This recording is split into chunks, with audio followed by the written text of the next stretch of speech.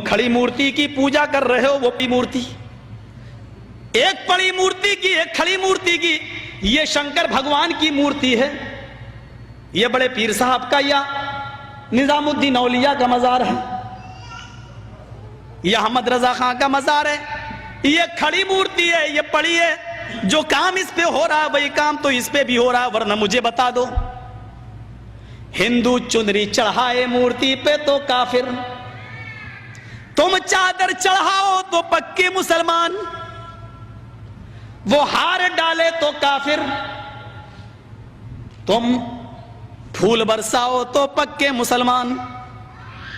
ये कोई चीज खाने की मूर्ति पे चढ़ाए तो कहे प्रसाद, प्रसाद खाना हराम। यहां पर कोई चीज चढ़ाई जाए उसको कहो तबर्रुक है, और ये खाना बड़ा मुबारक।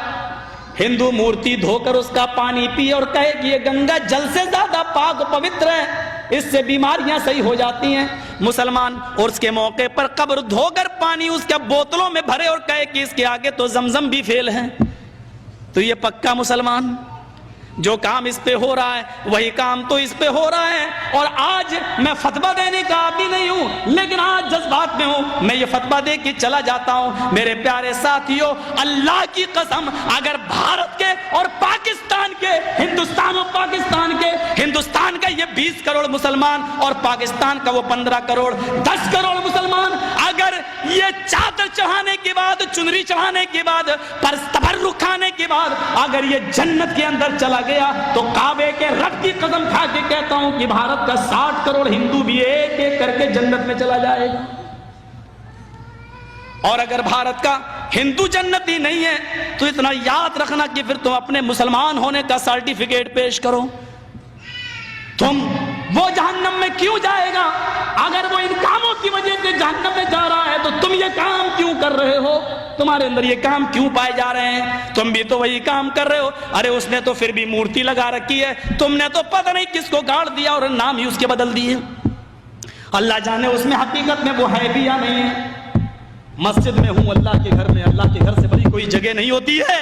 मैंने बनारस में अपनी आंखों से देखा, अपनी आंखों से, नंगा बैठा रहता था। जेएनयू में जैसे नंगे बाबा होते हैं ना, इंडिया वालों को अच्छी तरह मालूम होगा, वो घूमते हैं आगे और पीछे पीछे औरतें चलती हैं, उनके दूध से नहलाया जाता है। जो गर्भवती औरतें होती हैं वो दूध जब बहते हुए उस बाबा की शर्मगाह के पास से आता है तो उसको भर लेती हैं, गर्भवती औरतों को पिलाया जाता है ताकि बच्चा नेक पैदा हो। मैंने नवाए इस्लाम में एक मौजू लिखा था कि इससे बच्चा नेक पैदा होगा या बेशरम, ये तो खुद ही पता चलेगा। केस चल गया था मेरे ऊपर। गौर करें आप,